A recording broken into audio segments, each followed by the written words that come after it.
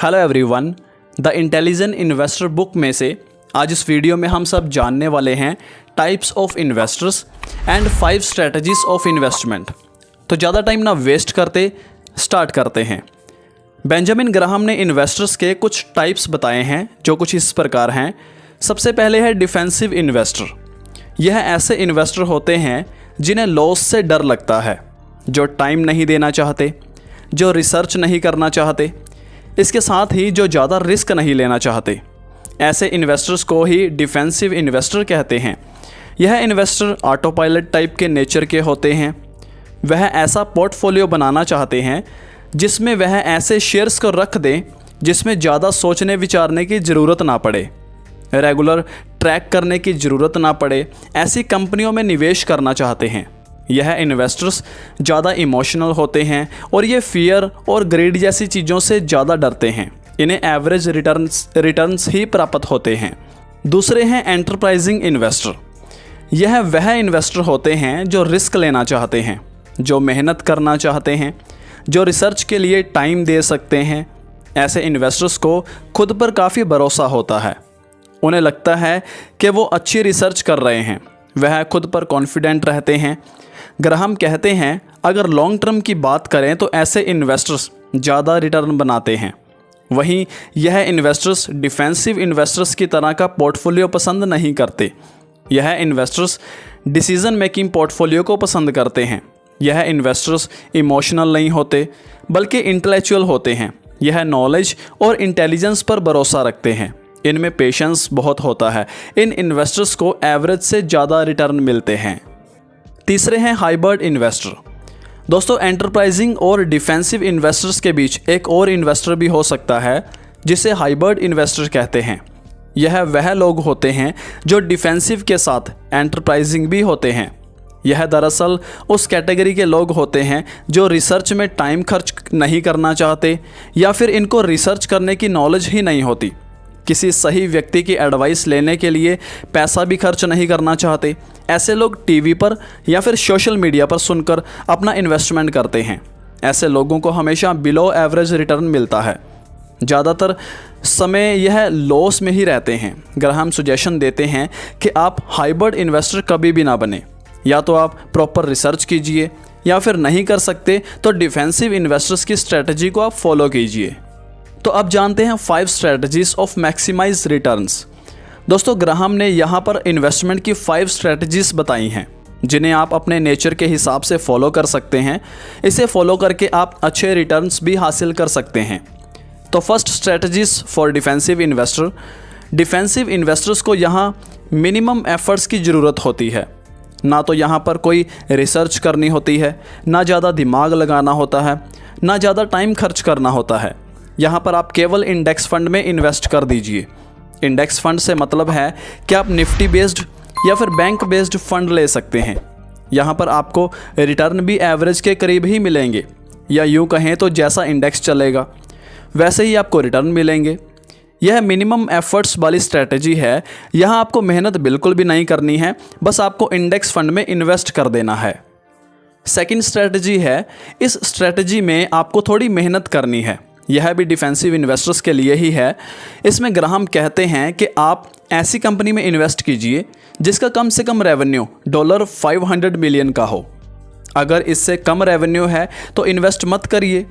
उस कंपनी के पास current liabilities के 2 गुने करंट एसेट्स होने चाहिए। उस कंपनी की लॉन्ग टर्म बोरोइंग उसके नेट करंट एसेट्स से कम होनी चाहिए। वह कंपनी पिछले 10 साल से लगातार प्रॉफिटेबल होनी चाहिए। ऐसा ना हो कि वह बीच में एक आधा साल लॉस में रही हो। वह कंपनी पिछले 10 साल से लगातार डिविडेंड पे कर रही हो। इस कंपनी को आपको ऐसे देखना चाहिए। इसके साथ ही वह कंपनी ऐसी होनी चाहिए जो अपना मिनिमम EPS 10 साल के आधार पर 1/3 बढ़ा लेती हो, यानी 10 साल के अंदर 33 से 35% की ग्रोथ दे देती हो।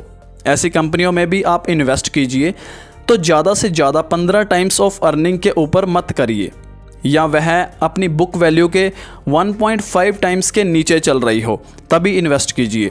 इस स्ट्रेटजी का जब आप अपना पोर्टफोलियो बनाएं तो आपको मिनिमम 10 और मैक्सिमम 30 स्टॉक्स जरूर रखने चाहिए। थर्ड स्ट्रेटजी है, यह स्ट्रेटजी उन्होंने एंटरप्राइजिंग इन्वेस्टर्स के लिए बनाई है। यहाँ पर रिस्क थोड़ा ज़्यादा होता है, इसके साथ रिसर्च वर्क भी ज़्यादा होता है।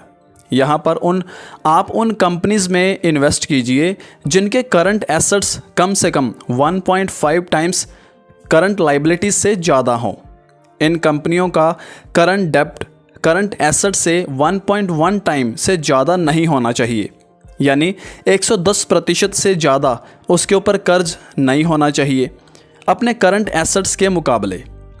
दूसरी चीज़ जो देखनी है, उस कंपनी ने पिछले 5 सालों में कोई लॉस ना किया हो, यानी पिछले 5 सालों में वह हर साल प्रॉफिटेबल रही हो, साथ में लगातार डिविडेंड भी पे कर रही हो, इसके साथ उसकी अर्निंग में कुछ ग्रोथ भी हुई हो। ऐसी कंपनी के स्टॉक्स आपको उसके फिक्स्ड एसेट्स का 1.2 टाइम्स से ज़्यादा नहीं लेना चाहिए, यानी उसका जितना फिक्स्ड एसेट्स हैं उसके मुकाबले उसको 1.2 से मल्टीप्लाई कर दीजिए, तो उतना आपको उसका मार्केट कैप मिल जाएगा। यानी उस मार्केट कैप के ऊपर आपको नहीं लेना है। अगर आप इस स्ट्रेटजी को फॉलो कर रहे हैं तो कम से कम 20 स्टॉक्स को अपने पोर्टफोलियो में आप शामिल ज़रूर करें। फोर्थ स्ट्रेटजी है, यह स्ट्रेटजी भी एंटरप्राइजिंग इन्वेस्टर्स के लिए ही है। यह हाई रिस्क और हाई रिवॉर्ड्स वाली स्ट्रेटजी है। यहाँ पर ग्राहम कहते हैं कि आपको ऐसी कंपनियों के शेयर्स लेने चाहिए जो अपनी नेट करंट एसेट वैल्यू के नीचे चल रहे हों, यानी जितना कंपनी का करंट एसेट है उसके नीचे उसका मार्केट कैप होना चाहिए। ऐसी कंपनी में आप इन्वेस्ट कर सकते हैं। ध्यान रखने वाली बात यह है कि ऐसी कंपनी पिछले 2 सालों से लॉस में ना गई हो, कम से कम पिछले 2 साल उसके प्रॉफिटेबल होने चाहिए, क्योंकि यह एक रिस्की स्ट्रेटजी है। इसलिए आपको कम से कम 30 स्टॉक्स को अपने पोर्टफोलियो में शामिल जरूर करना चाहिए, ताकि आपका रिस्क कम हो, आपका पोर्टफोलियो भी ज़्यादा डाइवर्सिफाइड हो। फिफ्थ स्ट्रेटजी है फॉर सिचुएशनल इन्वेस्टिंग। यह सिचुएशनल इन्वेस्टिंग वाली स्ट्रेटजी है। यहाँ पर आपको रेगुलर रिसर्च नहीं करनी है, बस कुछ सिचुएशंस पर नज़र रखनी है। ऐसी सिचुएशंस जैसे कि किसी छोटी कंपनी को कोई बड़ी कंपनी खरीद रही हो।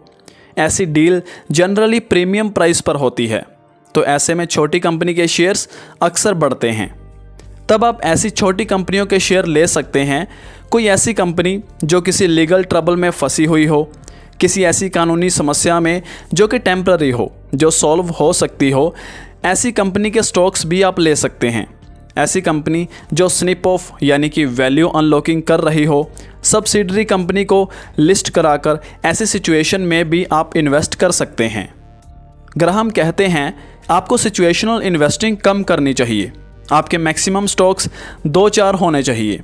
इस स्ट्रेटजी को आपको अकेले फॉलो नहीं करनी है, यानी कि आप सिर्फ सिचुएशनल स्टॉक्स ही लें, ऐसा आपको नहीं करना है। इस स्ट्रेटजी को आप किसी दूसरी स्ट्रेटजी के साथ कंबाइन करके ले सकते हैं।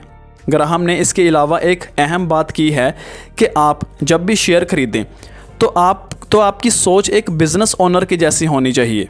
अगर आप इन्वेस्टमेंट को बिज़नेस पार्टनर के तौर पर लेंगे तो आपको इसके बहुत अच्छे रिज़ल्ट मिलेंगे। अगर आप ऐसे नहीं लेंगे तो आपको अच्छे रिज़ल्ट नहीं मिलेंगे। इसलिए आप इन्वेस्टिंग को एक बिज़नेस के तौर पर लीजिए। तो दोस्तों, आपने इस बुक समरी में अब तक बेंजामिन ग्राहम के इन्वेस्टिंग से संबंधित कुछ महत्वपूर्ण सजेशंस को जाना है।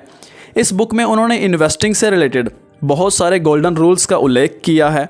अगर आप भी इन्वेस्ट करके एक समृद्ध व सुखी जीवन जीना चाहते हैं, आप भी अपने पैसों को सुरक्षित रखते हुए अपार पैसा अर्जित करना चाहते हैं, तो आपको भी बेंजामिन ग्राहम की बुक द इंटेलिजेंट इन्वेस्टर अवश्य पढ़नी चाहिए। डिस्क्रिप्शन में दिए हुए लिंक से जाकर आप इस किताब को खरीद सकते हैं। दोस्तों, मेरे इस छोटे से प्रयास से अगर आपको कुछ नया सीखने में थोड़ी बहुत भी हेल्प मिली हो तो प्लीज़ इस वीडियो को लाइक कर देना, शेयर करना अपने फ्रेंड्स और फैमिली मेम्बर्स के साथ, ताकि उन्हें भी सीखने का मौका मिल सके। अगर आपका कोई सजेशन है जो आप देना चाहते हैं या आप नेक्स्ट वीडियो किस टॉपिक पर देखना चाहते हैं, आप हमें कमेंट बॉक्स में शेयर कर सकते हैं, बता सकते हैं। मुझे आपके कमेंट का इंतज़ार रहेगा। फाइनली, अगर आप इस वीडियो को यूट्यूब पर देख रहे हो तो मेरे यूट्यूब चैनल को सब्सक्राइब करके नोटिफिकेशन बेल प्रेस करके ऑल पर क्लिक कर लेना। अगर आप इस वीडियो को इंस्टाग्राम या फेसबुक पर देख रहे हो तो हमारे पेज को फॉलो कर लेना, ताकि आने वाली सभी वीडियोस आप तक पहुंच सकें। तो अब मैं मिलता हूं आपसे नेक्स्ट वीडियो में, एंड थैंक्स फॉर वॉचिंग।